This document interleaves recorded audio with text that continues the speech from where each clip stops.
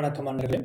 நாம் இந்த வீடியோ தொகுப்பில் எந்த விஷயத்தை பற்றி பார்க்க போகிறோம்னா, குழந்தைகளுக்கு படிப்பில் தடுமாற்றம் இருக்குது, சுத்தமாகவே படிப்பு ஏறலை, அந்த குழந்தைகள் பள்ளி போகிறதற்கே விரும்பலைனா, இந்த கோமதி சக்கரத்தை வளர்வரையில் வரக்கூடிய பிரதோஷ நாட்களில் வாங்கிட்டு அதை சுத்தம் பண்ணிவிட்டு சிவாலயத்தில் நந்திக்கு அந்த பிரதோஷ நாட்களில் அபிஷேகம் செய்யக்கூடிய இடத்துல இந்த கோமதி சக்கரத்தை கொடுத்து இதற்கு அபிஷேகம் செய்து குழந்தைகளுக்கு கல்வியானது தடையின்றியும் நல்ல முறையில் படிப்பானது மனதில் நிற்கணும்னு சொல்லி நல்ல முறையில் பள்ளிக்கு செல்லணும் அப்படின்னு சொல்லி பிரார்த்தனை பண்ணிவிட்டு அந்த கோமதி சக்கரத்தை அவங்க பயன்படுத்தக்கூடிய புத்தகப்பை அல்லது தூங்கக்கூடிய இடத்துல வைக்கிறதுனால அந்த படிப்பாற்றலானது அதீதமாக இருக்கும்.